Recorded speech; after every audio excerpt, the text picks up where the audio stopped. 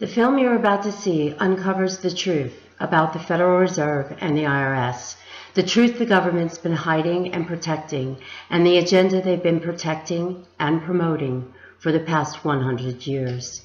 And to Google and YouTube, I have the filmmaker's permission to redistribute this film, as do all of the viewers watching it. There are three things I want you to come away with from this. Number one, Irwin Schiff is a political prisoner, and I want you to pay close attention to the real reason that the government imprisoned him to shut him up. Number two, the IRS and Federal Reserve were created and imposed on the American people through a chain of lies and deceptions that have prevailed throughout the past 100 years. And these installations must be dismantled. Number three, the IRS is nothing more than the collection and enforcement arm of the Federal Reserve, the criminal Federal Reserve, I might add. Now, the secrets and lies, Aaron Russo explains in depth that the government's been protecting regarding the IRS and the Federal Reserve.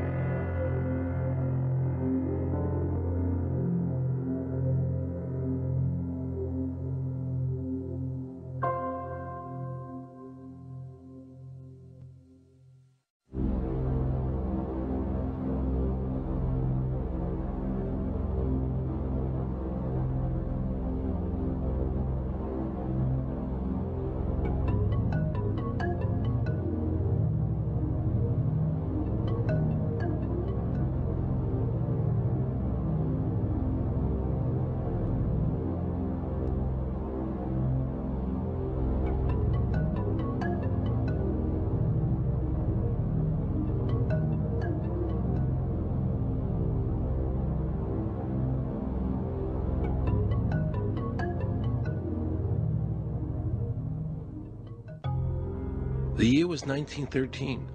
Woodrow Wilson was president, and powerful banking interests, who had been trying for years, finally achieved their long-term goal of a silent coup d'etat by taking control of the American government.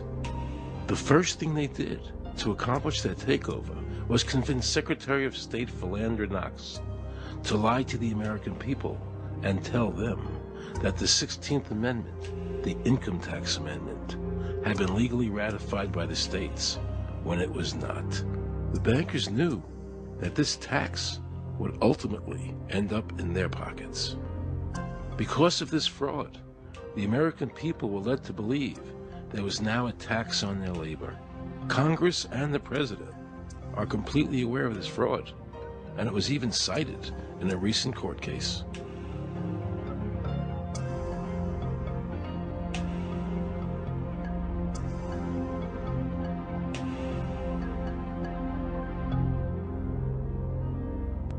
That very same year, the bankers committed their second and by far the most diabolical fraud ever perpetrated on the American people by bribing senators to pass the Federal Reserve Act without the required constitutional amendment. All in favor, say aye. They did this during Christmas vacation, when many senators were home celebrating their holidays with their families. And that's how the unconstitutional Federal Reserve Act came into being. They were very clever, and they understood that whoever issued the money for America would control the government.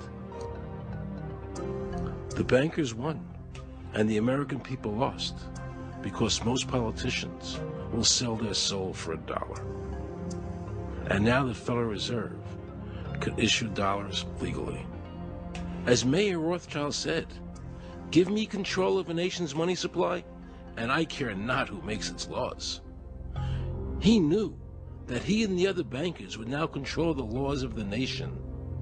Government gave these bankers one of its most important powers, and now had to borrow money from them and pay interest to finance the government.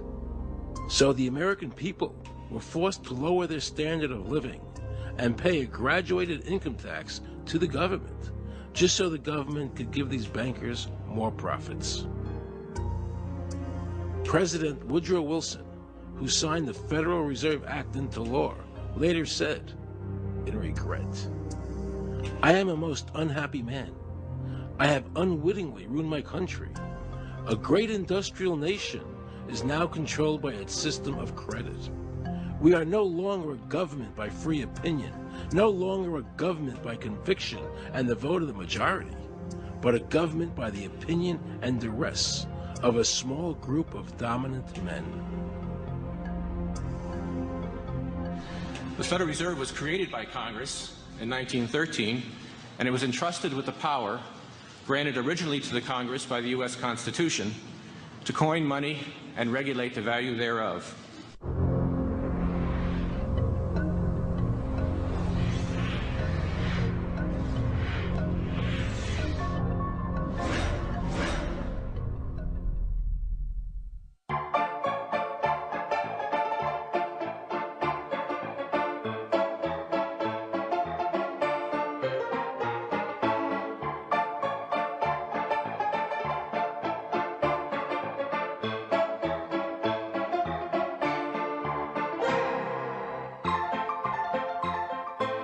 What's your name? Jan Crafting? Hi, Jen. I'm Aaron Russo. I produced the movie Is this a joke? Am I going to No, that's not a joke. Okay, good. No. I produced the movie Trading Places with Eddie Murphy and The Rose with Bette Midler, many movies, and I'm doing a feature film. And my film is about my quest to find out whether or not people pay income taxes. Do you pay an income tax? Yes, I do. You do? Yeah. Have you ever seen a law that requires you to pay an income tax? Have I ever read it? You mean in the page, black and white? No, Yeah. no. So you pay the income tax, I assume? Of late. Well, actually, no, I didn't file last year, but I'm sorry, is this on film? No, I paid my tax. My question to you is, have you ever seen a law that says you have to pay an income tax?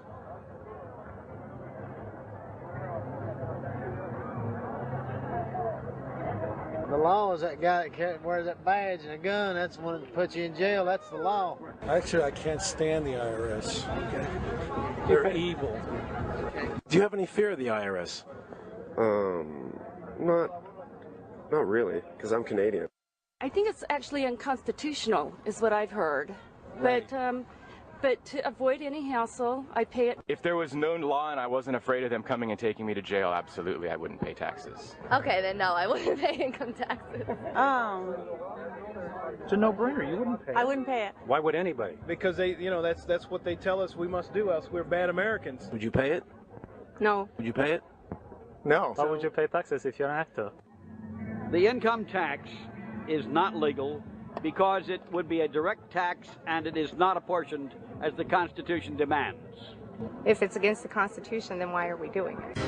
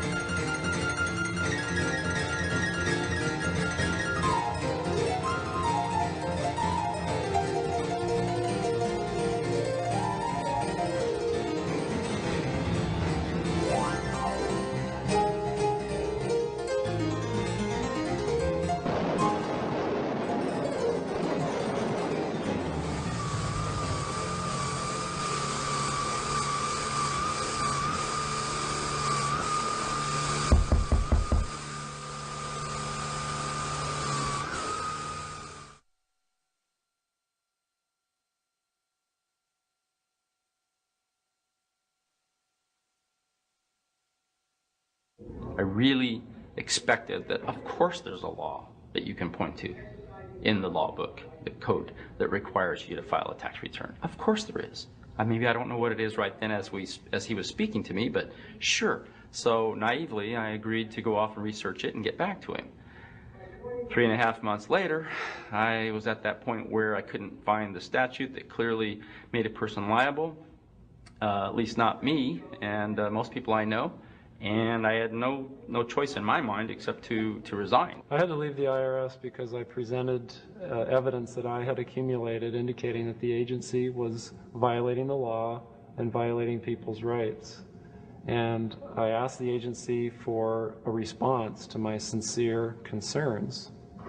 And the answer I got was that they would not respond to my concerns and that they would provide me with the paperwork necessary to tender my resignation. But We the People Foundation for Constitutional Education put a full-page ad in the USA Today on July 7th, 2000.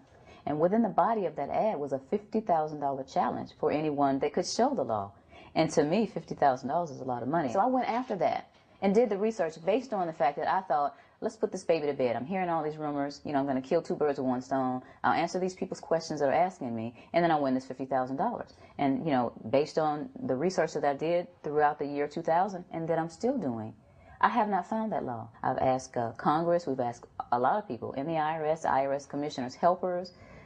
They can't answer, because if they answer, the American people are going to know that this whole thing is a fraud.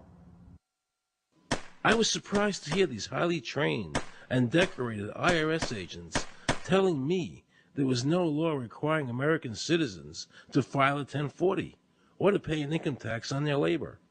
I haven't filed an federal income tax return since I left. I have not filed a tax return since 1999. Approximately 67 million people don't file an income tax return. I made a decision to go to Washington so I could attend the We the People Foundation press conference. They were going to serve a class action lawsuit on the IRS, signed by over 3,000 people, because the IRS has refused to show the law that makes Americans liable to file a 1040 or to pay an income tax on their labor. I was very curious as to why the IRS refused to show the law, as it seemed such a simple thing to do. Yet I was skeptical about the Foundation's claims. There had to be a law, right? I mean, we've all been told over and over and over again that we had to pay income taxes. No answers, no taxes. No answers, no taxes. No answers, no taxes. Most people believe that the income tax system is legal and that the revenue from the tax is used in the public interest. However, there is a substantial, conclusive body of evidence that proves that our income tax system represents the most pernicious form of tyranny. It is the greatest hoax ever perpetrated by government against the working men and women of America. American citizens, along with the Foundation, have been asking the IRS to specifically provide them with the underlying legal foundation upon which they administer and enforce the personal income tax laws in our country. At the national level, when people would attempt to contact somebody of a much higher authority, say the commissioner, same kind of thing. They would get answers that were in effect non-answers. There are a group of people standing outside today who assert that no law requires you to pay taxes and that you will not answer their petition to the government as to whether they're required to pay taxes. Are they required to pay taxes? I've been paying my taxes ever since I had my first job, and I think it's a fundamental construct of our nation that those of us who expect and demand the services from our government that the government provides, be they the protection of our country through the military, or be they the education of our children, or be they the protection of our environment, that we must pay for those services. So yes, I think there is a fundamental obligation, and that it's an understood and well accepted one.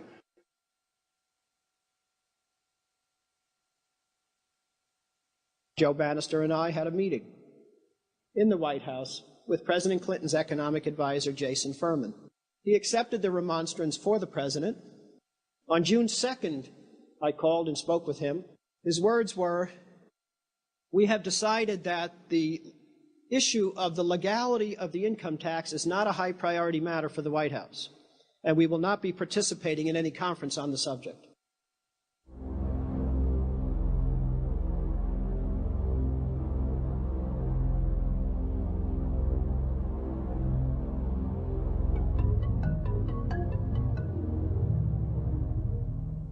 I decided not to eat until my death or until the government agreed to send their experts to meet with the experts from the tax honesty movement. And with the help of Congressman Bartlett, a deal was made. I'm very pleased that through these several trying weeks and now months, that we have secured the agreement of the IRS and the Justice Department, because some of the questions are beyond the purview of IRS, that they will both attend a public symposium where these issues can be formally addressed. Last Thanksgiving, DOJ and IRS notified Congressman Bartlett that they would not participate. Congressman Bartlett then waited until late January. He informed me that he would not be participating. Why do you think you've been able to get away with not paying or filing your income taxes for so long? Well, first of all, I've not gotten away with anything. I'm not hiding from anyone. I'm simply asking the IRS to show me the laws that apparently require me to do these things, and they are suspiciously reticent to answer questions from me, and of course there are millions of other people, many other organizations who have attempted to get answers. They act very suspiciously when asked to simply sit down at the table with the American people and discuss what their obligations are. Rather than pulling up a chair, they pull out a club. As a matter of fact, David K. Johnston of the New York Times asked Terry Lemons of the IRS, why won't the IRS answer the questions set forth in the petitions from the American people? Mr. Lemons' response was, the government is answering the questions through enforcement actions in the courts. This is a very chilling remark on the government's use of brute force instead of civility and logic. The federal government itself refuses to provide the American people who are coercively being subjected to this extraction of their private property without any underlying legal justification. There is no law that requires the average American worker in the private sector to pay a direct, unapportioned tax on their labor and compensation for services. There is no law. The march will stop in front of the IRS building. They are now going to serve a class action lawsuit on the IRS. Very courageous. My name is Charles Bell, and I'm here to serve this complaint on behalf of the American people to the Internal Revenue Service. The complaint is accompanied by an affidavit. It's under the hand of Robert Schultz. Case was served. We'll call you with the case number. Case has been filed. We'll call you with the case number. Thank you. Okay, thank you. We appreciate your time. America, baby!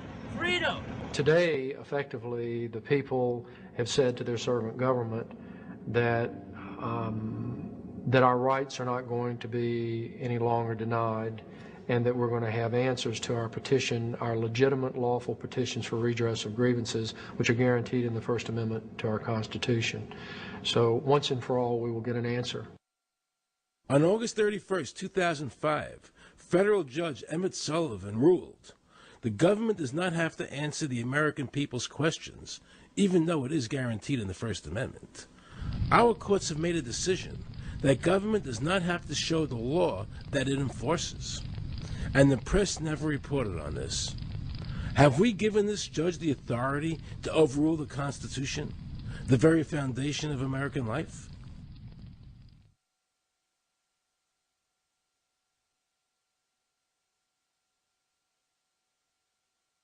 I believe that in both spirit and substance, our tax system has come to be un-American. Death and taxes may be inevitable, but unjust taxes are not. The country's taxes must be fixed, and I know what to do with it. If you think you're paying too much now, just wait till I get through with it. Now, Mr. Hanley, I'd like to ask you something. What does the government do with all the money we give them in taxes? When President Reagan was elected, one of the first things that he did was appoint a blue ribbon panel of business people headed by Peter Grace, and is commonly referred to as the Grace Commission. And their job was to research all the various areas of the federal government and make a report. One of the quotes from the Grace Commission is, 100% of what is collected is absorbed solely by interest on the federal debt. All individual income tax revenues are gone before 1 nickel is spent on the services taxpayers expect from government. If we pay the salaries of the congressmen and the senators, we're supporting them, aren't we? Well, yes. Yes. Well, then why can't we list them as dependents and deduct them? We've been brainwashed. People have been told, you know, that you need this income tax system to fund government, which is absolutely ridiculous. I mean, my question is, well, if that's true, how did we fund government from 1776 to 1913? The main purpose of the income tax is not to raise revenue, but to redistribute wealth and to control society. A lot of people might say, well, gee, if there wasn't an income tax, what would happen to education? They don't understand that education is paid for the most part, out of state and local taxes, your property tax. People might say, well, how are we going to build and maintain our highways? If there's no money coming into the government, we need our highways. There is a tax on every gallon of gasoline that people buy.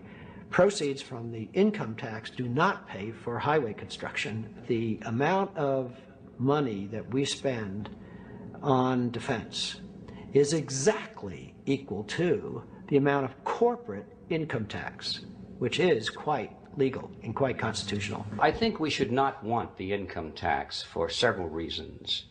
One is that it is the instrument of totalitarianism. It is the means by which the government can manipulate people and put you into a condition of servitude. Every year you give the federal government a form that says, here's how all my money worked. If you lie, you could go to prison. So you're required to give them a financial statement that under, you know, the force of law could put you in prison if it's not impeccable, right? And under the law, they're supposed to do the same. They're supposed to give you back a financial statement that says, here's what we did with your money. Except you comply and they don't. In fiscal 99, the Department of Defense had 1.1 trillion of undocumentable adjustments.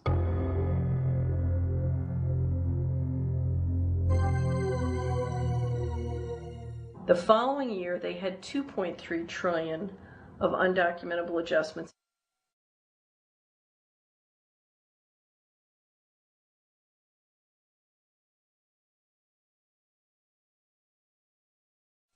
I decided to call the IRS. I spoke to Anthony Burke in Media Relations. He was very nice to me, and I explained to him that I was an award-winning film producer and that I was doing a documentary on the IRS. He seemed a bit stunned by this, then explained to me that Commissioner Everson nor anybody else would go on film to discuss the income tax. But he did say he would call me back. I thanked him for that, but I couldn't help wondering, why was the government making it so difficult for people to see the law? So I decided to bring my crew down to the IRS building to see if I could find some employees to interview. And here's what happened. I said you cannot film here, that's it. Who are you to tell me I can't film here? What's the law? Just tell me where the law is that says that. Can you show me the law that says I can't film here? Is America a free country? I told him they couldn't film here, and he's asking 9 million questions. I told him that's the federal government law.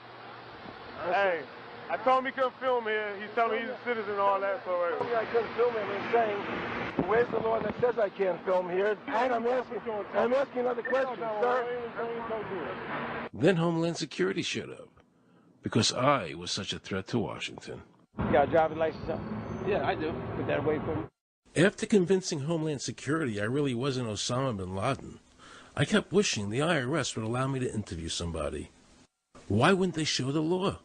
What were they so nervous about? I began to have a frightening thought. What if it was our own government we had to be afraid of? With that disturbing thought in my mind, I went to see a group of tax experts. You can look through the statutes and look for the law that requires you to pay. And when you do that, You can't identify a law that requires the average person in America who earns a wage and works in private business to pay an income tax. The Constitution allows for two kinds of taxes. They're called direct and indirect. The federal government in the Constitution can tax almost anything, as long as it apportions the tax if it's direct.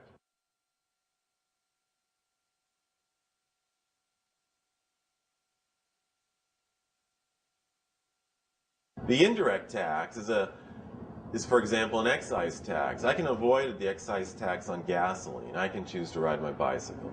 I can avoid the excise tax on tobacco. I can choose not to smoke, or I can grow my own tobacco.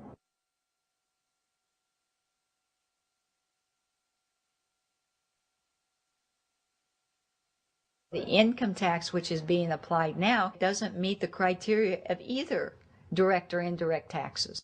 The IRS claims that in 1913, the 16th Amendment, the Income Tax Amendment, allowed the government a third form of taxation. What was the Supreme Court's ruling on that? The Supreme Court in the case of Stanton versus Baltic Mining. I mean, what could be clearer than this? The provisions of the 16th Amendment conferred no new power of taxation. The Ruschauer case also said that the 16th Amendment did not impose any new taxes and did not change any of the taxing restrictions of the Constitution. There were also several other major Supreme Court cases in that same period from 1916 up until about 1923. Stratton Independence versus Hobart, Southern Pacific versus Lowe, Bowers versus Kerbo Empire, Burnett versus Harmel, Doyle versus Mitchell. It's actually very simple. Congress tried to enact an income tax in 1894. The Supreme Court said that's unconstitutional. When the Supreme Court says something is unconstitutional, it's unconstitutional. They tried again in 1913, and the Supreme Court said the 16th Amendment conferred no new power of taxation. So, if they didn't have it then, and they didn't get it, they don't have it. There is no constitutional basis for a tax on the wages of Americans living and working in the 50 states of the Union. Period. End of argument.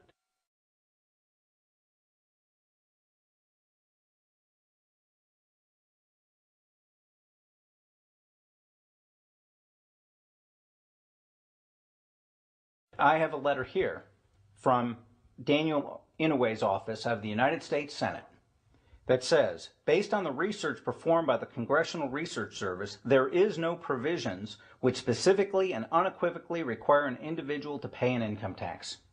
Period. End of story.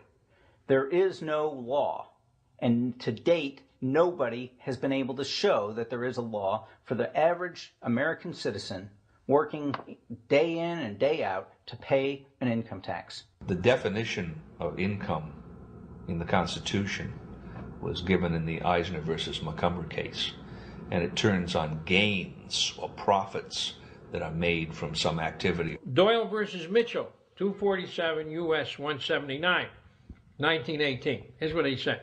The idea of gain or increase arising from corporate activities. In other words, it doesn't mean wages, it doesn't mean dividends, it doesn't mean alimony. It means a gain or a profit arising from corporate activity.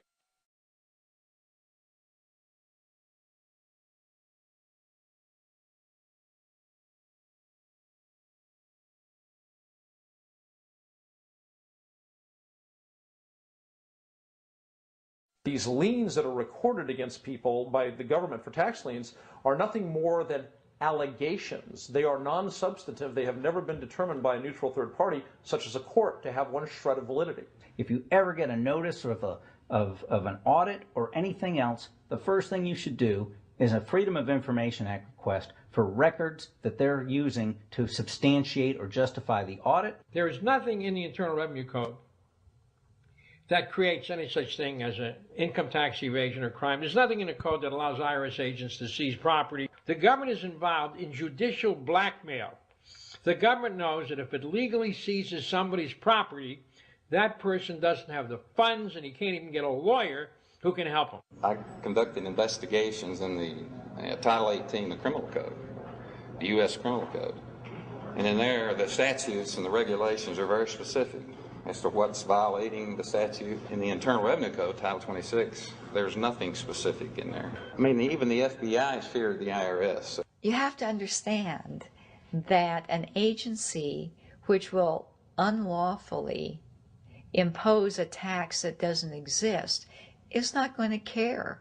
If we, the people, don't know what our rights are, they're not going to tell us. If Americans just learned that the IRS was actually knowingly deceiving them, that would be enough for them to rise up and put a stop to it. This small booklet includes the Constitution of the United States, the Bill of Rights, the Declaration of Independence. This is a document that every citizen should read. It's a document which freed an entire nation. This is the Internal Revenue Code, and this document, and the unlawful application of this document by the Internal Revenue Service has enslaved the nation that this document attempted to free.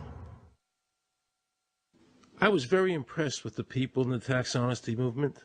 They weren't kooks, they were highly intelligent, well-researched, and very genuine. I was wondering why I never heard about all these Supreme Court decisions in the media. So I really wanted the IRS's point of view, because to get the true story, it was imperative I hear both sides. I kept wishing Anthony Burke would call me back. He seemed like an honest man. I then proceeded to call my message machine. Hi, this message is for Aaron Russo. This is Anthony Burke at the Internal Revenue Service. Let me suggest some people that you might want to think about talking to. One would be Don Alexander, who's a former commissioner who's here in town in Washington. Another would be Sheldon Cohen, who is both a former commissioner and former chief counsel. All those guys, I think, can answer your question about, where in the tax law it says that you have to pay taxes. Wow, good news, I thought. So I called Sheldon Cohen because he used to be the IRS commissioner. He wrote the tax code, and he was also general counsel to the IRS. He is a true expert, and I couldn't find a better person to answer my questions. He graciously agreed to my interview. The reason I'm doing this documentary is because there are many people in America today who believe that there's no law that requires them to pay an income tax or file a 1040. And there are many people going to jail for it, fighting over it. The Internal Revenue Code is authorized by the 16th Amendment. I think it should be clarified. I think government should be transparent to the people. Why doesn't the IRS commissioner sit down with them and just explain it in clear English? Why? I don't think they really care. They don't think. I think they're just playing word games. You don't think they're sincere people? No, I don't think they're sincere people. What does voluntary compliance mean? And why does the IRS code say it's voluntary to comply, not mandatory? That's a word euphemism we use. We use voluntary compliance when we talk about traffic signals. Most people at 2 o'clock in the morning, do you stop at a red light? Yeah. Is there a cop there? Sometimes I don't. Well, I do, and most of us do. Most of us do. Right. But that's voluntary compliance. That was a complete perversion of logic. Traffic laws state that it is mandatory to stop at a red light. The IRS code says it's voluntary to comply. Mandatory and voluntary are the complete opposite of each other. Yet he wants us to believe that they mean the same thing.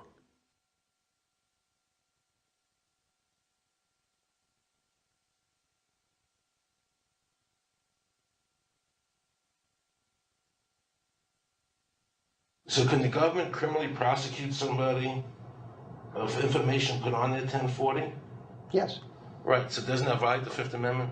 No. But the Fifth Amendment says I don't have to do anything that incriminates myself. Well, it doesn't incriminate you to put your income down. But you said before I could be put in jail for it. The commissioner wants us to believe that although the IRS demands that you fill out the 1040 and you can go to jail for it, that they are not violating your Fifth Amendment rights of self-incrimination. That is absurd. Isn't it true that the word income is not defined anywhere in the Internal Revenue Code?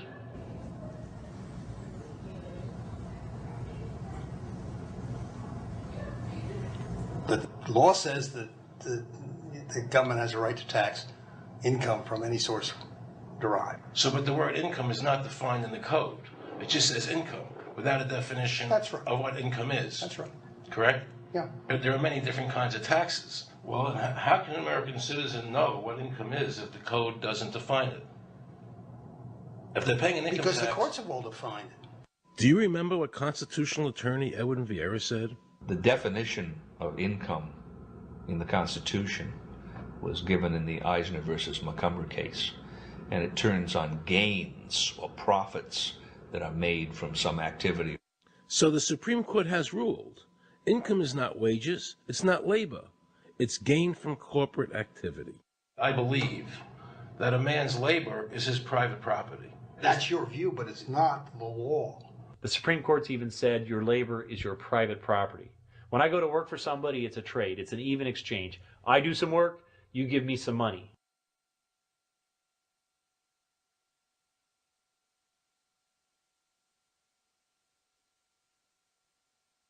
In 1916, we had the Bruce-Shaber case and the Stanton case. And the Bruce-Shaber case and the Stanton case said that the 16th Amendment gave the government no new taxing power. I'm not going to argue the niceties of that with you. And it came up again in a case called Peck versus Lowe, where the Supreme Court said the 16th Amendment did not extend Congress's taxing power to any new or accepted subjects. In other words, if you weren't taxable before the 16th, you weren't taxable after the 16th. Today I interviewed a juror, okay, who sat on a case, and they found the person not guilty for lack of filing, okay? And I asked her why they found him not guilty. And she said because the IRS couldn't show us the law that made him liable to file a 1040. All they need to do, if there is a law, is to show us the law, which of course they never did. And the reason they didn't do it was why? Because there is no law. Title 26 requires you to file a return. But doesn't Title 26 have to be in compliance with the Supreme Court decisions? You're going to take a 1920 case and superimpose it on the whole Internal Revenue Code that was written after it? No, that's not. I can't believe what I just heard. Rewind. You're going to take a 1920 case and superimpose it on the whole Internal Revenue Code that was written after it? No, that's not. Remember he said earlier the Internal Revenue Code was authorized by the 16th Amendment? The Internal Revenue Code is authorized by the 16th Amendment. Remember, the Supreme Court said the 16th Amendment did not give the government any new taxing power. These decisions have never been overturned. Let's listen further. Can the lower courts overrule the Supreme Court? No. How are they putting people in jail today for not paying a tax on their labor when the Supreme Court said they don't have to? Doesn't the IRS code have to be in compliance with the Supreme Court? That's my big question. This is a waste of time. Well, because whatever I say, you're not going to believe. He's right. I don't believe him. And neither should you. He wants us to believe we should obey the IRS code, which is being enforced in violation of the many Supreme Court decisions. If the Supreme Court made a decision...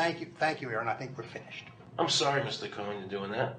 Well, I'm sorry that you constantly re-argue the point. You're liable because the law says that you're liable, and the courts say the law says you're liable, and that's why you're liable. You see, he's talking about the lower courts, who are not in compliance with the Supreme Court, as they have to be. Doesn't the court have to be in compliance with the Supreme Court? The Supreme Court has so held. Where? You caught me unprepared. I'll come back. Well, I don't want to do that. But let me ask you a hypothetical question. No. You're making silly arguments here. Why is the Supreme Court decision a silly argument? Well, because it's inapplicable. That made my heart stop. He just said Supreme Court decisions do not apply to the IRS. That's the behavior you would expect from a totalitarian country, maybe China or Russia or Cuba. Not from America. They're just making up the law as they go along. Now I knew the tax honesty movement was right. The IRS thrives on intimidation and fear, not by law. It's no different than a criminal protection racket, using force to extract your money from you. Then the former IRS commissioner, now working at a prestigious Washington law firm, threatens me. Watch. Aaron, you understand Yiddish. Cornish helfen. For those of you who don't understand Yiddish, that means nothing will help you. Now it all became clear. I understood why the IRS wouldn't go on camera and talk about where the law was. I understood why all the senators I called refused to be interviewed. There is no law. And now you know what our political leaders and the courts have known for decades and have tried to cover up. The United States Constitution strictly forbids a direct, unapportioned tax on the wages and salaries of American citizens. The United States Supreme Court has consistently ruled that the income tax is a tax on profits and gains, not on labor and wages.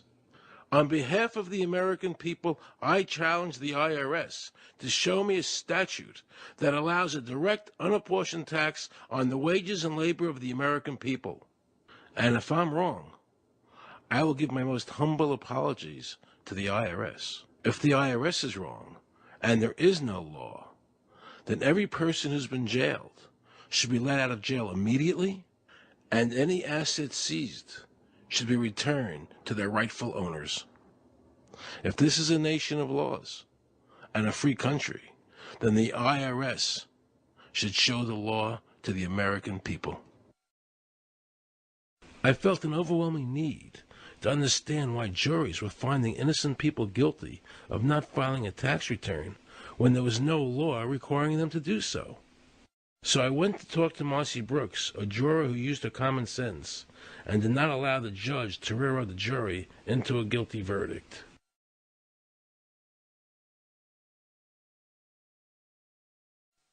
He was being tried for 4 counts of not filing his income tax. Okay. And our question was, well, what is to decide? Either he did or he didn't. It never occurred to us that he might actually be innocent while at the same time not filing. In the federal government, it is not a felony not to file taxes. Finally, they said, okay, if we're going to get this guy, we're going to have to put it in the state. They called up the IRS agent, Agent Craner. Craner? Yeah. Robert Craner. This is Ken Doherty, who's also an investigator with the Illinois Department of Revenue. This is a request for a copy of the delegation of authority order. Right, and I talked to my boss about that, and he said that my badge is that.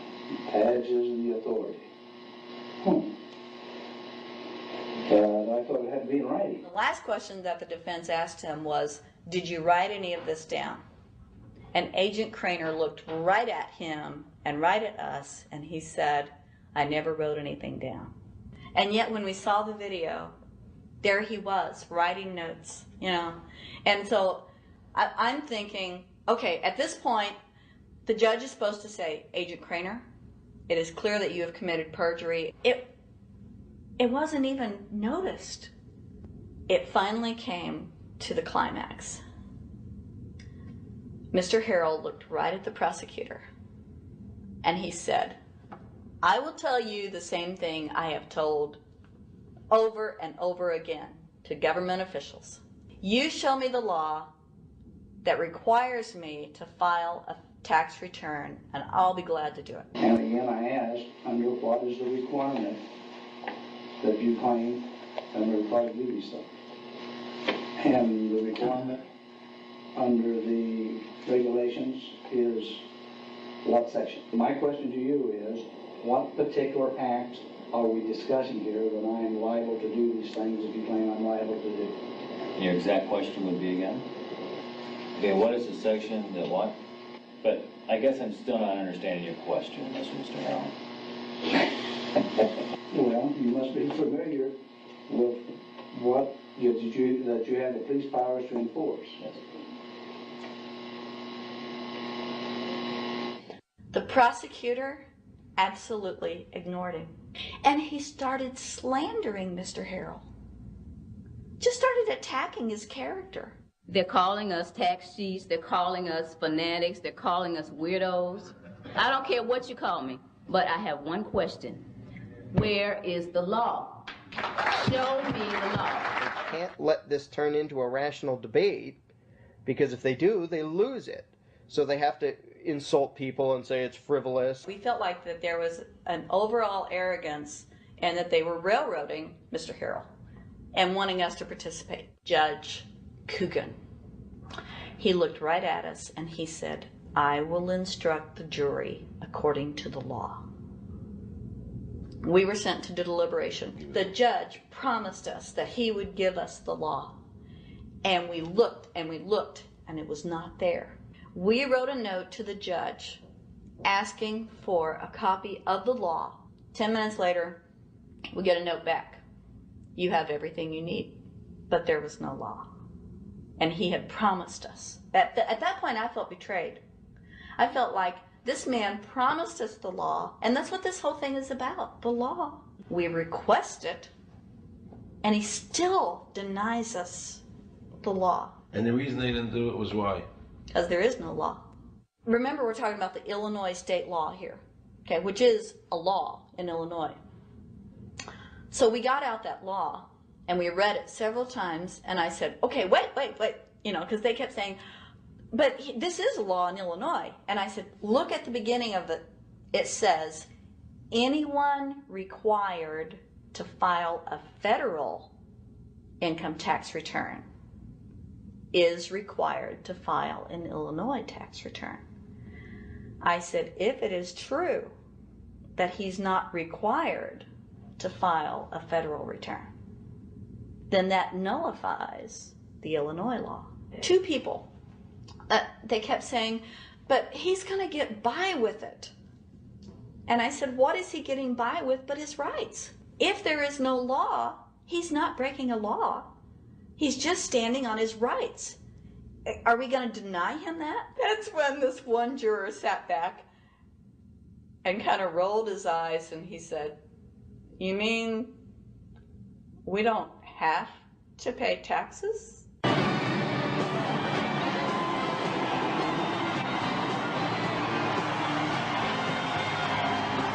All of a sudden we realized that this trial was much bigger, and the ramifications of this trial were going to be so broad if it actually got out.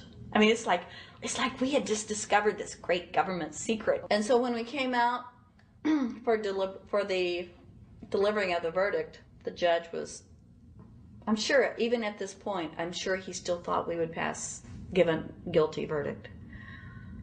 And the reason I say that is because of the look on his face when the first not guilty was read. His face just turned white. I mean, it's like, I don't believe this. The second time, you could hear people out in the audience, just in the courtroom, you know, just going, wow, you know. And the judge is just getting red in the face. I mean, he was just livid. And the judge got up and left. Yes. I sat there and I thought, this truly is a victory for the people. And I have never felt more patriotic. And I knew that we had done the right thing. I looked at that man, Mr. Harrell, and I thought, the system might not work all the time, but this time, for that man, it did.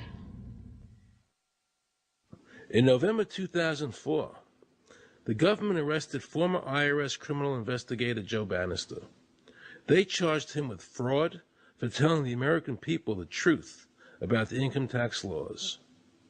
Vernice Kuglin, a Federal Express pilot, claimed there was no law requiring Americans to file an income tax. She also won in court.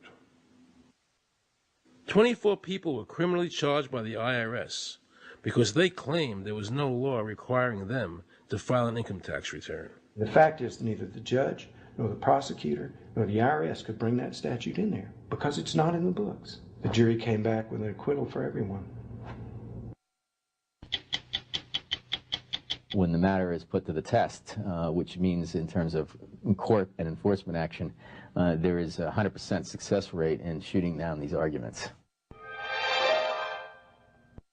The mafia has a code and they follow it, and it's a code of honor. But the IRS has no code of honor.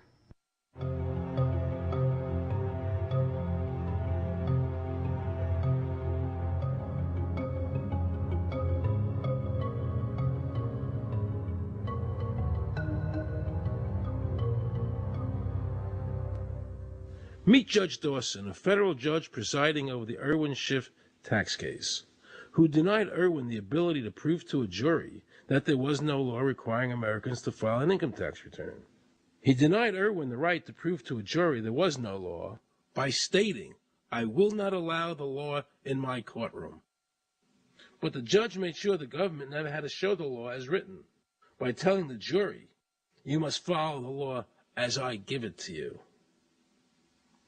Nobody can know what the law is, because the law is what the judges say the law is. The lower courts today will not allow people, especially in tax cases, to bring in Supreme Court decisions as their evidence.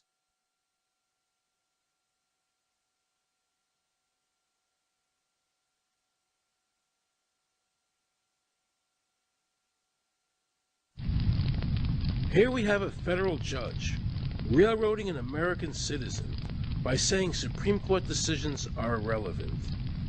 And again, nothing from the press defending our freedoms.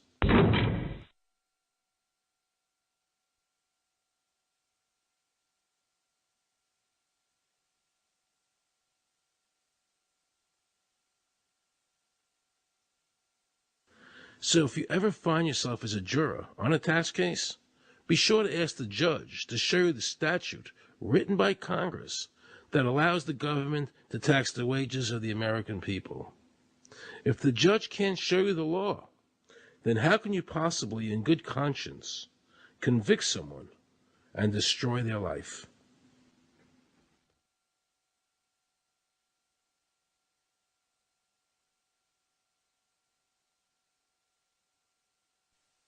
Let's see how the IRS treated one of America's greatest heroes, and someone I cherished as a child. Joe Louis was an American icon. Victorious in his first 27 fights, the Brown Bomber quickly rose to heavyweight champion of the world.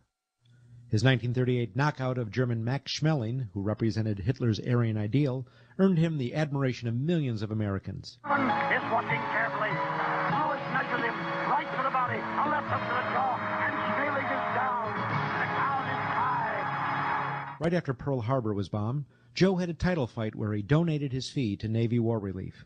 Well, I'm not working for nothing. I'm working for my country, and I think that's about the greatest piece of work that anybody can do. Well, I certainly agree with you for that, but you're turning over an awful lot of money. Well, we all turn over a whole lot for this country at this time. Joe volunteered for the segregated Army and defended his title while in the service, this time donating his normal fee to Army Relief. I'm only doing what any red-blood American would do.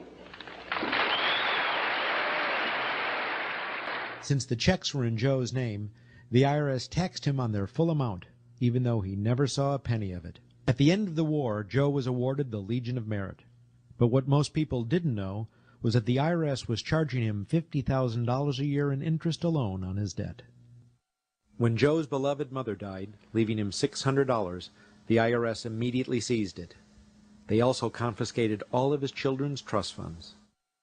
Joe was forced to continue fighting until he was 37 and out of shape, just to pay off his ever-mounting debt to the IRS, which grew to $1 million, $100,000 a year just in interest. At the end of his life, Joe was forced to become a greeter at a Las Vegas hotel just to make ends meet. It was a shameful thing to see a man like him, great fighter, great human being, being humiliated and destroyed in this manner, because after all, when you owe Internal Revenue money, no matter what you have, they take away from you. And they took a lot away from Joe Louis.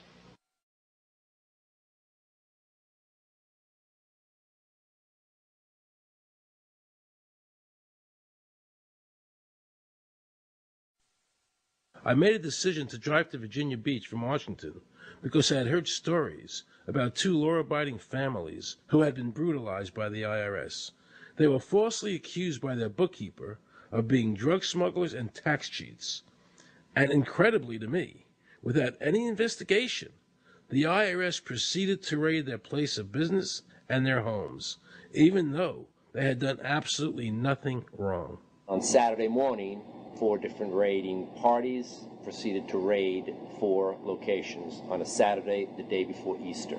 I was the manager on duty, and I was up in the deli, and people came through the door. How many came in the door? Maybe about 15 to 20 people. 15 to 20 Yeah. armed agents. With dogs, with guns. They made me get everybody they went in the kitchen, they went in the deli, they went all over the whole restaurant, told all the customers, took forks out of their hands while they were eating their breakfast and told them they had to leave. I got the frantic call from Edie. And she said, something wrong. So anyway, I jump out of bed and I immediately run to the shower. I'm in the shower, and the next thing I know, I hear my son yelling, "Dad!" I went like this, and boom, I'm slammed against the door and I fall down with the gun in my head. And they're like, "Where's Scotty Miller?" And I'm like, "Dad!" That's all I'm doing is yelling. I'm scared, frightened to death. And then the next thing I hear is Mr. Miller, the shower curtain is jerked back. I got a gun pointed at my head. Hold it right there. The screams from the little girls who were at a pajama party with my daughter. There was 4 little girls there with my daughter. Of course, mayhem. There were about 3 men in my bedroom with huge guns. He followed us and wanted to watch us get dressed, and I tried to shut the door, and he puts his foot in the door, like he's going to sit there and watch us change our clothes. And I was like, excuse me, no. My neighbors now are all standing out. Were you still naked? Well, they handed me a towel at that point. I had a towel wrapped around me. Did the towel fit? No, hardly. Hardly. At this point, they were talking about weapons, and, I mean, it's crazy. I mean, they're looking everywhere, going through all my drawers. And I reached for my underwear drawer to get some underwear. They said, "Don't touch anything." They're locking their guns up. They hold it right there. Don't move around. Don't move. I'm like, whoa. I said, "I'd just like to get some underwear on here, I said, I got women standing here. They keep everything. How did you conduct your business if the IRS took everything? We had to do it out of a shoebox so we could keep going because we requested these things, and I'm told that the government's really not, once they do raid and so forth, they're supposed to at least let you, until you're charged with something, continue your business. This wasn't the case. They kept everything. So you were never even charged? Absolutely not. Charged with what? And when you speak IRS, the whole world shrivels up. The whole world gets fearful to a point where let's not talk about it. I testified in front of Congress. I would like to know why this dark entity known as the IRS has come into my life and refused to leave. I raised my children with a zero tolerance for dishonesty. And now they must hear allegations that I am a major drug dealer and a tax cheat. A lot of people out there being abused, and a lot of people saying, look, I'll pay it. Just go away. Just go away. When all that happened, we had to file bankruptcy. We had cars taken away from us. Kept my daughter from going to college. Do they ever think about the lives that they just destroyed? They think about the ruination of homes and property? No. In this case, we would have never thought this could happen to us. We've never done anything wrong. How can this happen in America when, in my case, personally, I thought that I was doing everything right? I've served my country. I've been to college. At least I've done something in my life. I got a speeding ticket one time. I paid my taxes for 40, 50 years, whatever it was. I've never been audited. What happened here? I had this really uncomfortable feeling in the pit of my stomach as I was thinking to myself, how did America transform itself from being a truly free country with a servant government where our individual rights were protected by our Constitution to being a country that talked about being free but really wasn't? The change started when the Federal Reserve came into existence and America adopted one of the major planks of the Communist Manifesto by bringing to America this central bank. The very same people that backed the Federal Reserve System also backed the graduated income tax, a second plank from the Communist Manifesto. You know that the Federal Reserve is a private bank and not a government agency? No, I wasn't aware of that. It's a private bank? That would scare me quite a bit. What if you learned that the Federal Reserve makes money off the taxes you pay? How would you feel about that? Angry. Like I'm feeling right now. I would feel cheated by my government. I'd be angry. It kind of sucks. They're pretty much in control of everything. I decided to drive back to Washington to see Dr. Ron Paul. He had been a congressman for over 20 years. I had met him previously in 1998 when I was running for governor of Nevada, and I knew him to be an honest and sincere man, and I thought he'd be very helpful in letting me know what the future holds for the American people. Who owns the Federal Reserve? It's secret, and we can't find out what's happening. But the Congress created it, and it's not authorized in the Constitution. The government borrows money from a private corporation using the name Federal that prints United States on it, and then it pays back to the Fed, which is owned by private banks. We don't know who all those private banks are. The money that the government is paying back to the private bankers is the money that comes from you and me. Why in the world would the American government borrow money and pay fees on it when it has the authority to make the money itself interest-free? The Federal Reserve is no more federal than Federal Express. I've never seen a full list of ownership for the Fed. I don't think anybody has. The government works for a private bank, and the private bank works for its owners, the true masters. People talk to me about, the issue of Republican versus Democrat as if they don't get it. And I say, look, here's the way you get it. It's organized crime. All you do is you call the Republicans the Genoveses, and you call the Democrats the Gambinos.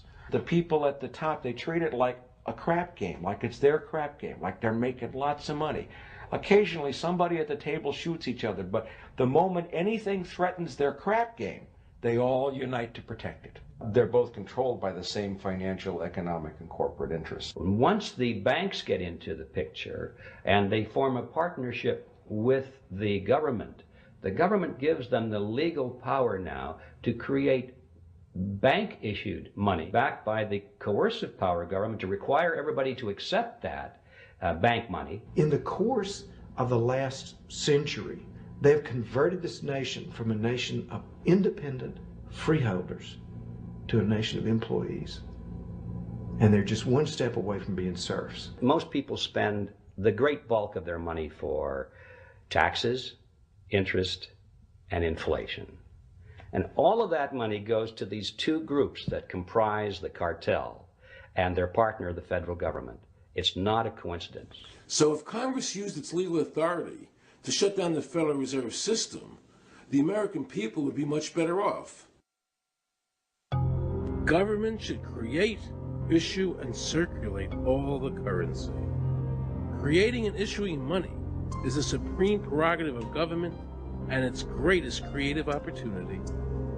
Adopting these principles will save the taxpayers immense sums of interest, and money will cease to be the master and become the servant of humanity. Abraham Lincoln. Young people today are conditioned practically from the cradle on up to think that credit is a wonderful thing. You don't want to damage your credit. You want to do what you can so that you can go to the bank and get a good loan. There are no people who own their own property, who own their own houses, who own their own business, who finance their own business. They're only debtors. The average young person today has no concept that he's being drawn into a web, a trap. Like he's in the feudalist system, only he's going to like it. He's going to think, this is wonderful. I got my new red Corvette, and I'm in debt for the rest of my life, but I'm looking good. A decision was made. Let's get all the debt up, let's move the jobs abroad, and instead of re-engineering your skills, we're going to dumb down America, and so the middle class will disappear. Really what most of the people in this country have become is food for the debt machine. When a person borrows money, it puts a noose around their neck and makes them servant to the lender, which is exactly what the Federal Reserve System is designed to do. And now our Congress, so dominated by the banks, is helping them to entrap people even further by passing new bankruptcy laws, making it more difficult for the people to declare bankruptcy and get a fresh start, while at the same time allowing the banks to charge very high rates of interest. This is the way the Democrats and Republicans, working with the banks, legally enslave the nation. Credit card industry is a huge political contributor. And unfortunately, a certain number of... It just seems so, like I say, just bald. This idea that credit card industry gives a lot of money to the government so they will protect them even to the just abject disinterest of their own constituents. That happens kind of a lot. The board of directors of The Federal Reserve System is chosen by the president from a list prepared by the bankers themselves. The process of finding a Greenspan replacement is ongoing and is being managed by a small group of people responsible for coming up with a list of nominees. It's important that whomever I pick is viewed as an independent person from politics. If the American people ever allow the banks to control the issuance of their currency, the banks and corporations that will grow up around them will deprive the people of all property until their children wake up homeless on the continent their fathers conquered. Thomas Jefferson.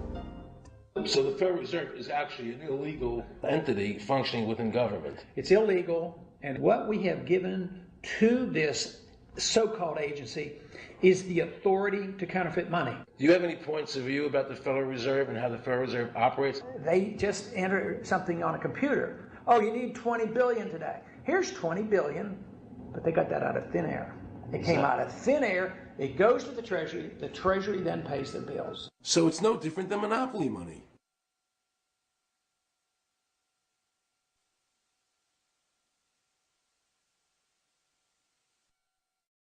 The cost of living is so high today because the Federal Reserve and the federal government have destroyed the purchasing power of the dollar. The dollar today is actually worth about 4 cents, despite the fact that the government, the Federal Reserve, and the media keep telling us that they're protecting the value of the dollar. This is a lie. All countries who have ever attempted to create money on thin air, the currency is eventually destroyed. Why did we give a monopoly of creating money out of thin air to a private corporation? The result is exactly the same as if someone were picking your pocket every year, because that's exactly what they're doing. Originally, paper was a receipt which is used as evidence that the money exists. Over the years, of course, the government has disconnected the paper from the actual tangible substance, which is money. So now we have a piece of paper which is evidence of nothing. In the past, people were able to take their receipts, the paper, to the bank and get the real money, the gold, in exchange for the receipt. This limited the amount of money that could be printed, thereby protecting the purchasing power of your savings. You don't have to worry. That's good, because I work 3 jobs and I feel like I contribute. You work 3 jobs. 3 jobs, yes. Uniquely American, isn't it? I mean, that is fantastic. In the absence of the gold standard, there is no way to protect savings from confiscation through inflation. There is no safe store of value. Gold stands as a protector of property rights. Alan Greenspan, before he went to work for the Federal Reserve System. Now Alan Greenspan and the other central bankers want you to believe that the receipt, the paper, is the real money. This is nothing more than sleight of hand. It's a magician's trick. Because for them to maintain control over the government and the people, they have to convince you that this paper is really money. Because that is the essence of their power and our powerlessness to maintain control over our own government.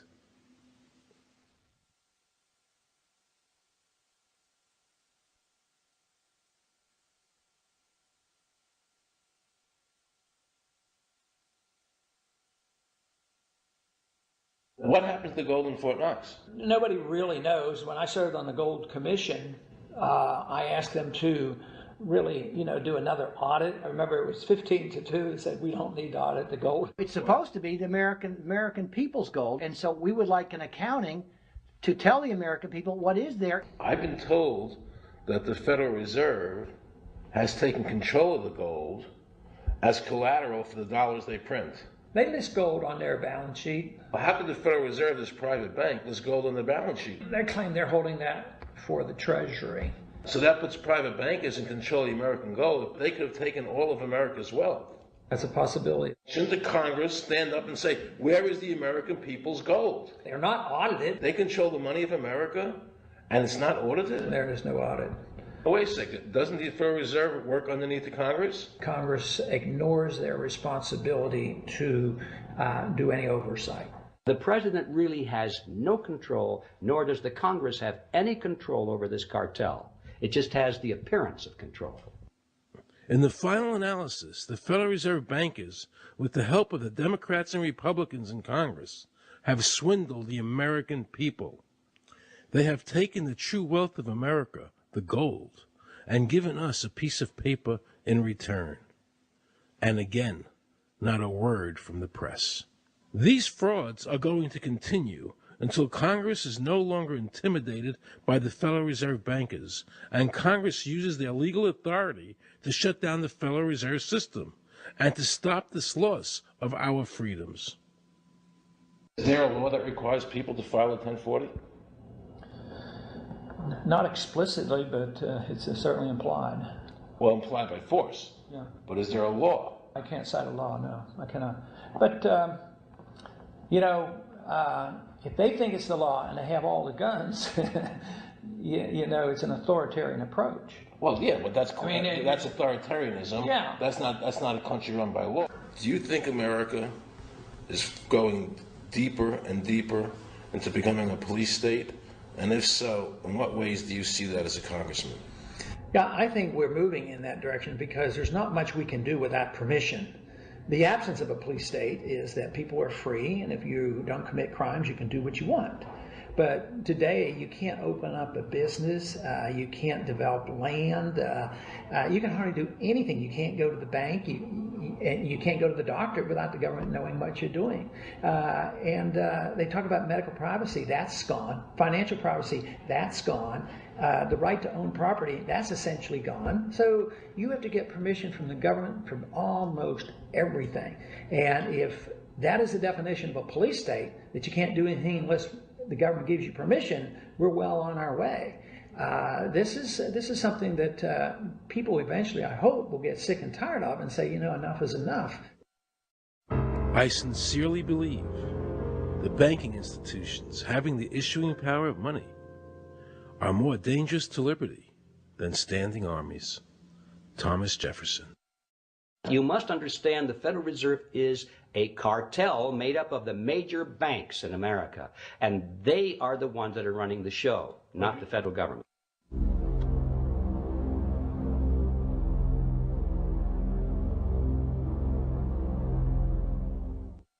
The powers that be behind the system, the financial interests, are able to exercise a disproportionate amount of influence on not only the economic structure of the country, but the political structure.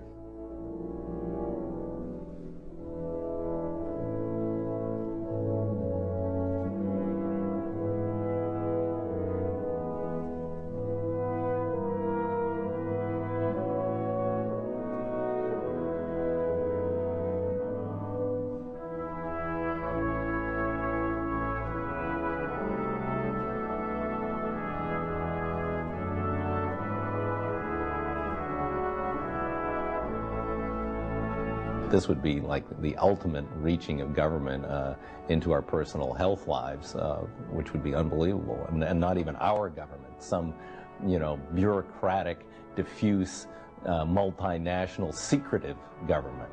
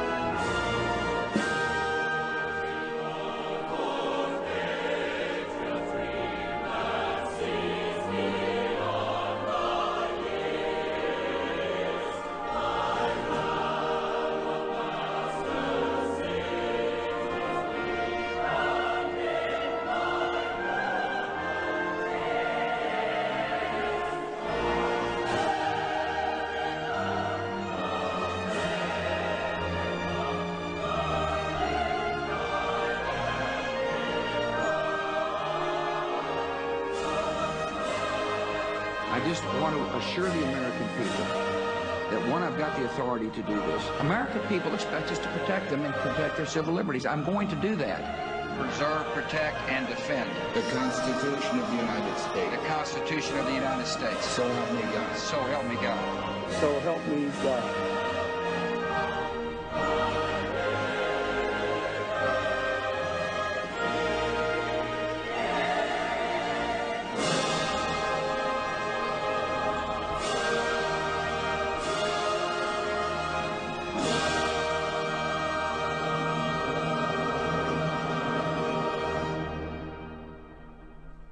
What happens if your own government is using more force and more coercion on its own citizens for the purpose of achieving its political ends? Is that government engaged in terrorism? Now let's watch the government add insult to injury to the people of New Orleans. No one will be able to be armed. We will take all weapons. That happened today in this wealthy neighborhood where homeowners had armed themselves to protect their mansions. Residents were handcuffed on the ground. In the end, police took their weapons but let them stay in their homes. Wasn't that kind and generous of the government to allow people to stay in their own homes?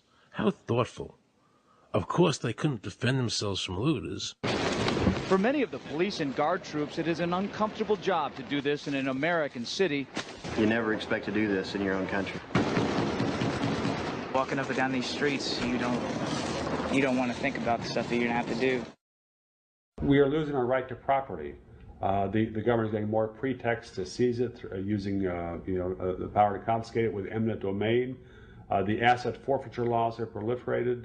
It's easier for the prosecutors to come in and make an accusation against you and confiscate your property even though they have no evidence that you've done anything wrong. Guilt or innocence doesn't really matter that much because it's very convenient for the government. Unfortunately, what is being sold to the American people today as Americanism, if you peel off the label, you find so much similarity to what we were fighting against when we were fighting communism and Nazism and fascism. The government's now putting a national ID card together and they want checkpoints. We will be carrying our papers, and they have recommended there'll be checkpoints throughout the country. Isn't that what Nazi Germany did that everybody in America was against? Papers, please. May I see your papers? May we see your papers? I don't think I have them on me. In that case, we'll have to ask you to come along. Wait, it's possible that, yes. Here we are. These papers expired 3 weeks ago. You'll have to come along. Halt!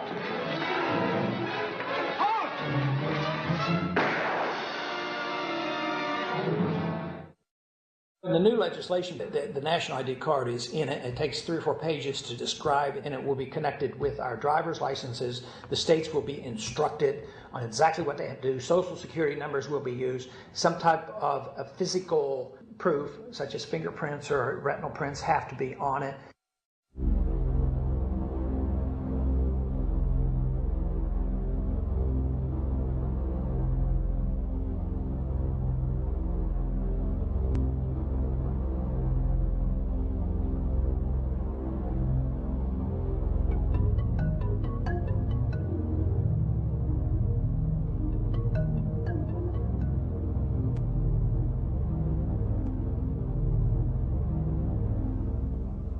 It is time to wake up, America. These ID cards are not about defeating terrorism, but they are all about controlling the American people. I arranged an interview with Catherine Albrecht, a leading authority on the RFID chip. Her book entitled Spy Chips is the definitive book on this subject. I wanted to find out just how dangerous these chips are to our liberties. RFID is a technology that uses tiny computer chips the size of a grain of sand or even smaller, hooked up to miniature antennas to transmit information about items at a distance. Back in 1999, Procter & Gamble, Gillette, and MIT got together to find a way to commercialize this technology and make it small enough, make it efficient enough, and make it low cost enough to, essentially, their dream is to put one of these tiny computer chips on every physical item manufactured on planet Earth. The latest technology for identifying people at the point of sale, for identifying people when they make purchases, is actually the implantable chip that you can actually embed directly into human flesh. It's a tiny glass capsule about the size of a grain of rice. It contains an RFID computer chip with a coiled antenna, and it can transmit information also at a distance.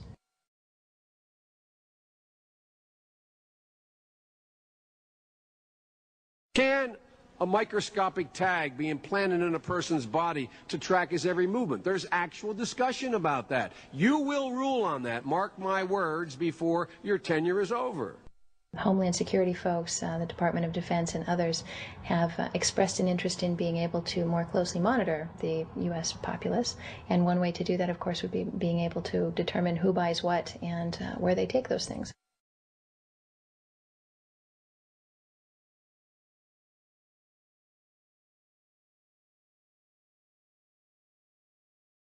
Radio waves can travel through walls, they can travel through wood, they can travel through the things we normally rely on to protect our privacy.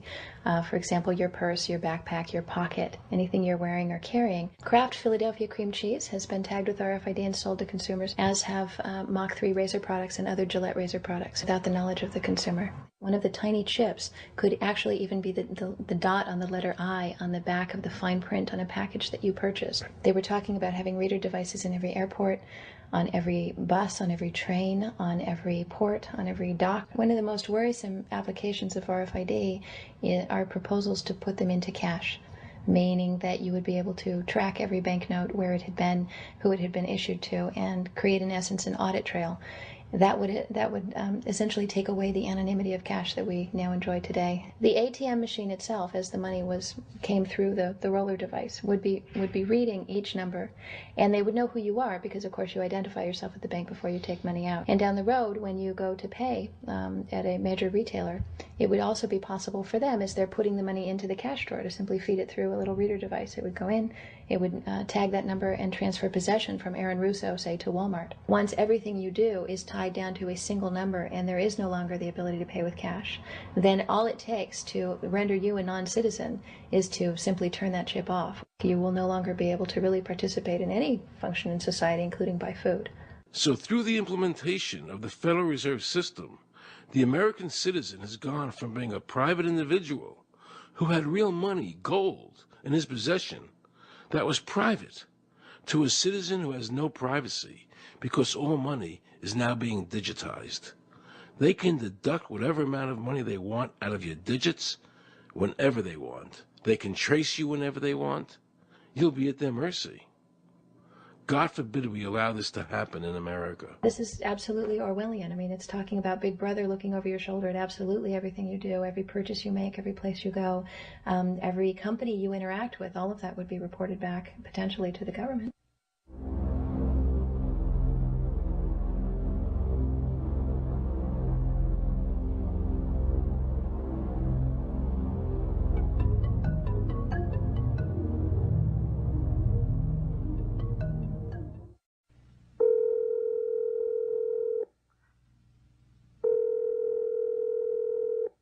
Pizza Palace, guaranteed hot in 30 minutes or it's free. This is Mary. May I take your order? Hi, Mary. Yes, I'd like to order. Is this Mr. Kelly? Yes? Thank you for calling again, sir. I show your national identification number is 610-204-999-8-45-54610. Is that correct? Yes. Thank you, Mr. Kelly. I see you live at 736 Montrose Court, but you're calling from your cell phone. Are you at home? I'm just leaving work, but I'm... Oh, we can deliver to Bob's Auto Supply. That's at 175 Lincoln Avenue, yes? No, I'm on my way home. How do you know all this stuff? We just got wired into the system, sir. Oh, well, I'd like to order a couple of your double meat special pizzas. Sure thing.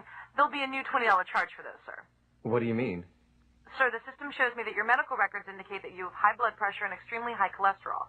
Luckily, we have a new agreement with your national health care provider that allows us to sell you double meat pies as long as you agree to waive all future claims of liability. What? Do you agree, sir? You can sign the form when we deliver, but there is a charge for processing. The total is $67 even. $67? Well, that includes the delivery surcharge of $15 to cover the added risk to our driver of traveling through an orange zone. I live in an orange zone? Now you do.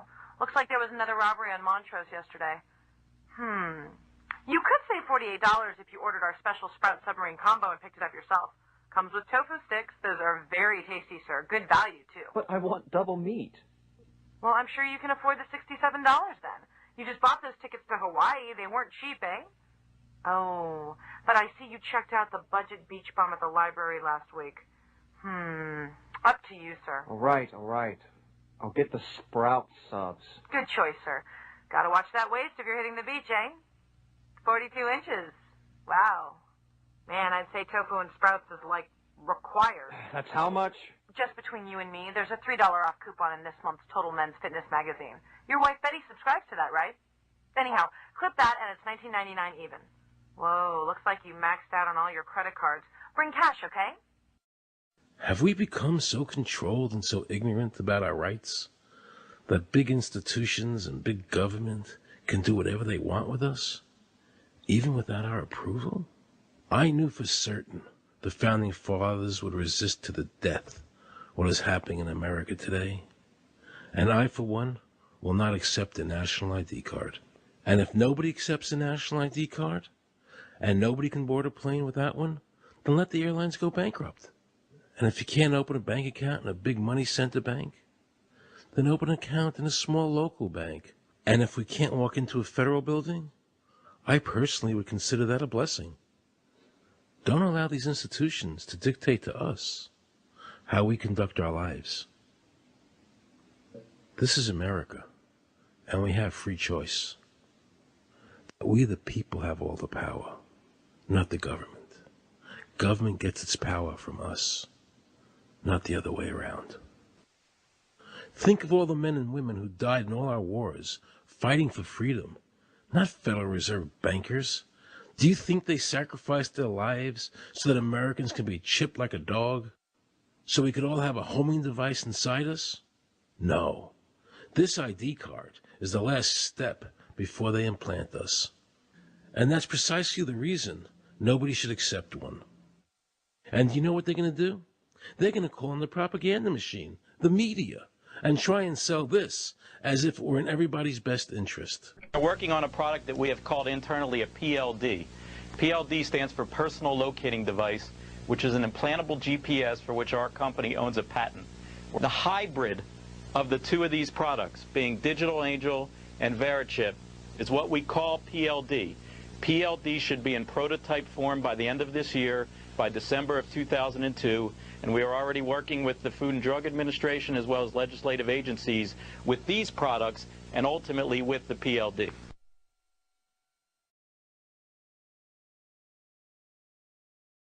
We have a Florida family who are really pioneers in a brave new world. They have volunteered to be the first ever to have microchip identification devices implanted into their body. After 9/11, I was really concerned with the security of my family.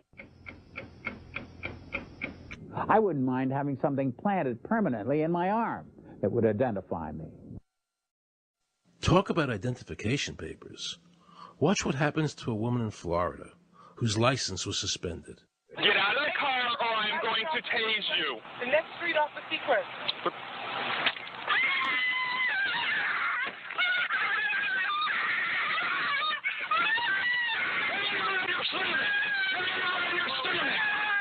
On your stomach. Do it now. Put your hands behind your back. Do it now. Do it now or you're going to get tased again. Do it now. Do it now. On your back. Put your hands behind your back. Put your hands behind your back. I can't. Sure you can. Come here. Ow, ow, ow. Oh, got it. You got blood on her. Oh, my God. You tased me and you handcuffed me? Yep, you're under arrest. For what reason? Your license is suspended. All the power is in the people.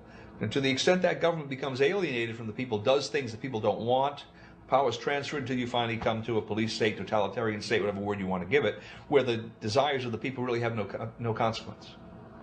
They go out and they vote. Doesn't make any difference which candidate they elect.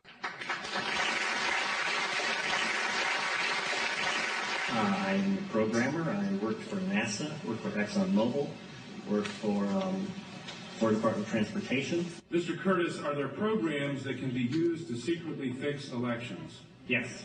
How do you know that to be the case? Because in October of 2000, I wrote a prototype for President Congressman Tom Feeney at the company I worked for in Oviedo, Florida, that did just that. And when you say did just that, it would rig an election? It would flip the vote 51-49 to whoever you wanted it to go to and whichever race you wanted to win. And would that program that you designed be something that elections officials that might be on county boards of elections could detect? They'd never see it. So how would such a program, a secret program that fixes the election, how could it be detected? You would have to view it either in the source code, or you'd have to have a receipt and then count the hard paper against the actual vote total. Other than that, you won't see it.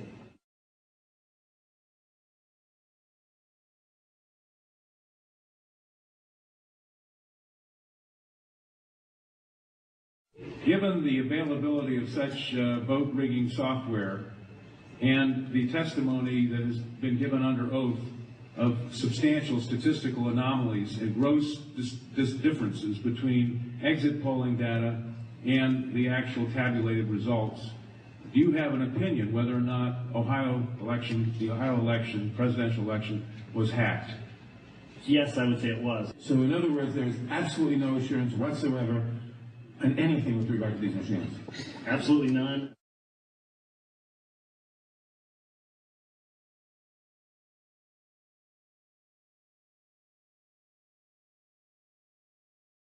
Anybody who trusts electronic voting machines should have their head examined.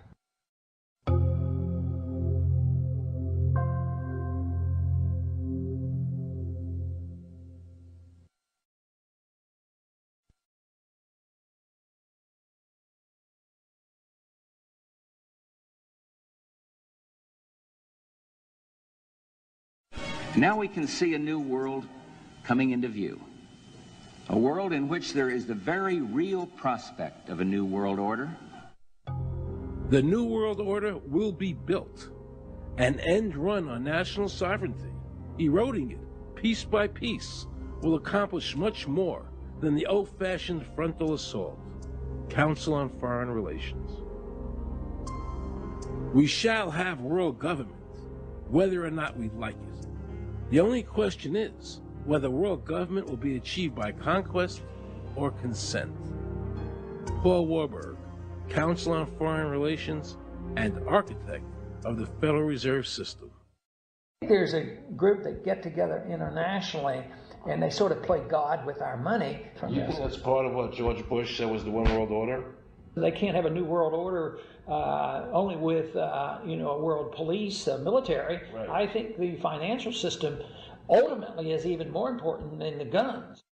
The central bankers of the world are working together to create a one world government, a global police state as sinister as anything George Orwell ever wrote about, where every person on the planet Earth will have an RFID chip implanted, where the bankers and the governments can monitor every transaction you make. A chip in everybody would be the universal monetary system par excellence, because there'd be no escape from it, and you'd be totally under the control of those who issue the electronic impulses in that chip.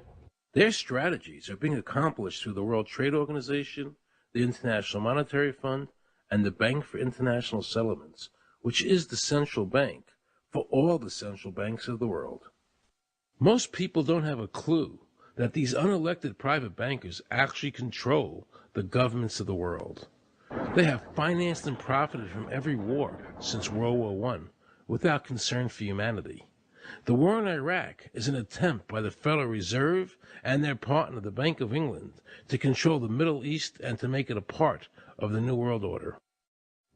To defend the New World Order, U.S. soldiers will have to kill and die. Arthur Schlesinger, Counselor on Foreign Relations. Military men are just dumb, stupid animals to be used as pawns in foreign policy. Henry Kissinger, Counsel on Foreign Relations. Now let's listen to this quote by Robert Reich, a member of President Clinton's cabinet and one of his most trusted advisors.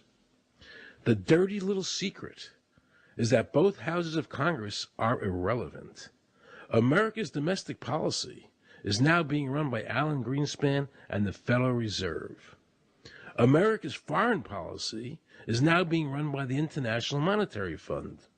When the president decides to go to war, he no longer needs a declaration of war from Congress. Dr. Carroll Quigley, professor from Georgetown University, who was also President Clinton's mentor, said in his book, Tragedy and Hope, the powers of financial capitalism had a far-reaching aim, nothing less than to create a world system of financial control in private hands, able to dominate the political system of each country and the economy of the world as a whole.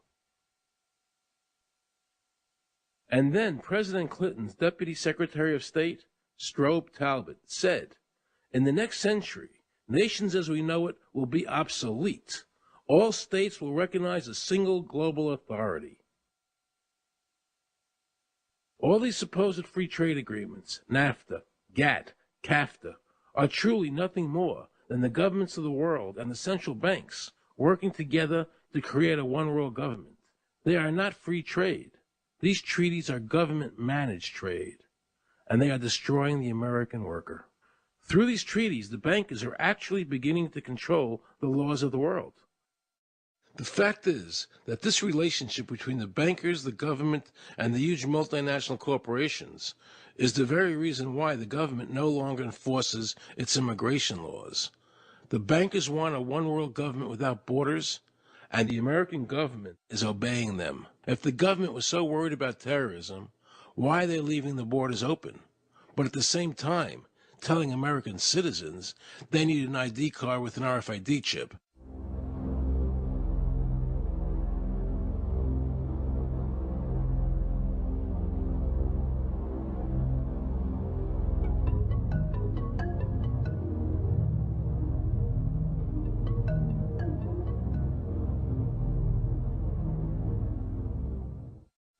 The Bush administration's open borders policy and its decision to ignore the enforcement of this country's immigration laws is part of a broader agenda. President Bush signed a formal agreement that will end the United States as we know it, and he took the step without approval from either the U.S. Congress or the people of the United States. Bill Tucker reports. The Security and Prosperity Partnership of North America sounds benign, hardly like a policy that critics call NAFTA on steroids. It's a deal that few have even heard of. It's being done again by very few people at the very top on behalf of the investment class, but the working class of people. Political officials across our country, from communities, from cities and so forth, they don't know anything about this. Yet it was agreed to by Mexico's President Fox, Canada's Prime Minister Martin, and President Bush in 2005. Administration officials counter their critics by saying everything about SPP is on the White House website. And they say the partnership is not a treaty, but more of an outline of priorities between the United States, Mexico, and Canada. Still, some wonder why there haven't been public discussions about the goals being pursued. You know, I was asked the other day about whether or not I really thought the American people had the stomach to stand up and stop this nonsense, this direction from a group of elites in absolute contravention of our law, of our Constitution, every national value. And I hope, I pray that I'm right when I said yes. But this is beyond belief. Look what happened in Europe. The people that voted down the European Constitution wanting each country to stay sovereign. Yet the private central bankers are pushing the governments forward to make this Constitution happen, even though the people voted against it and clearly do not want a world government nor one European government.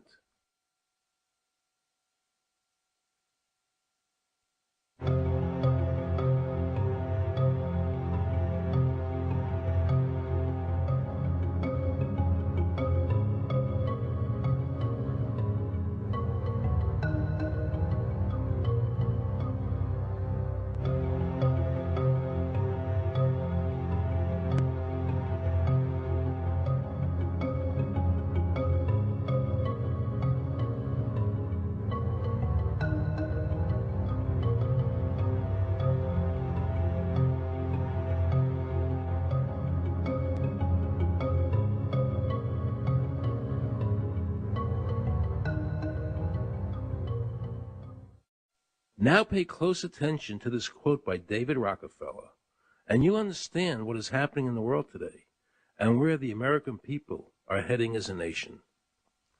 We are grateful to the Washington Post, the New York Times, Time Magazine, and other great publications whose directors have attended our meetings and respected their promises of discretion for almost 40 years.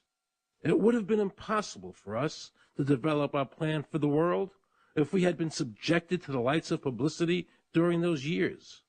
But now, the world is more sophisticated and prepared to march towards a world government. The supranational sovereignty of an intellectual elite and world bankers is surely preferable to the national autodetermination practiced in past centuries. David Rockefeller, a member of the Council on Foreign Relations, actually believes that we would be better off if he and his banker friends ran the world.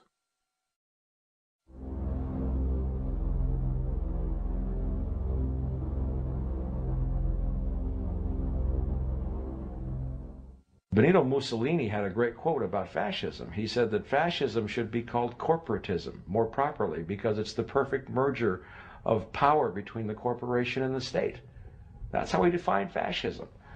And that's what we're seeing here. The media controls the information that a person gets. In various ways, they can make sure that the average American watching the tube or reading the newspaper is going to come out with a certain mindset. He's going to say, this is good, that's bad, and that's all they have to do. You look at the ownership of corporate media in this country. Who owns CBS? Viacom?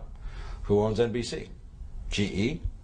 Who owns ABC? Disney? Americans have been taught to expect their salvation from government instead of recognizing government as the most dangerous threat they'll face in their lives. And the United States putting together a constitution now for Iraq. You know, why don't we just give them ours? I mean, think about it. It served us well for over 200 years, and we don't appear to be using it anymore, so what the hell?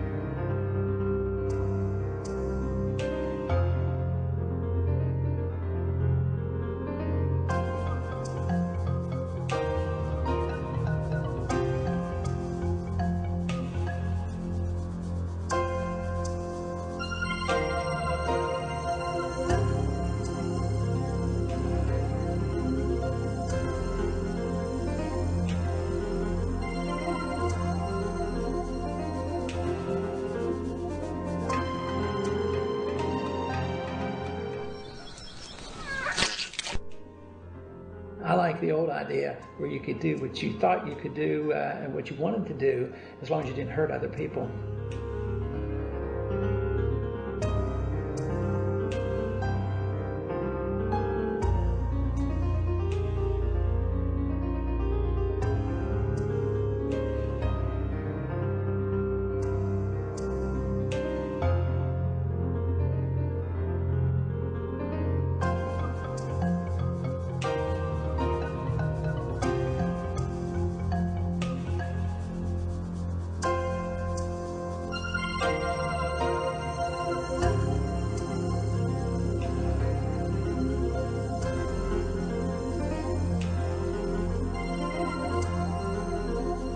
I think that the ultimate choice that's being presented to mankind is that it's time to either evolve or perish. Grow up or die. Become adults. Act like adults. Take some responsibility.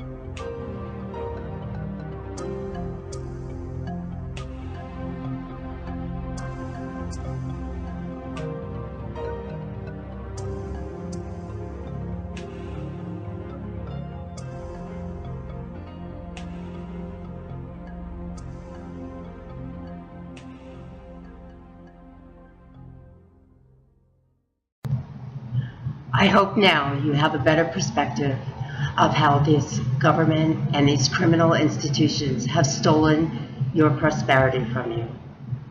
Thank you for watching, and please share this video with everyone.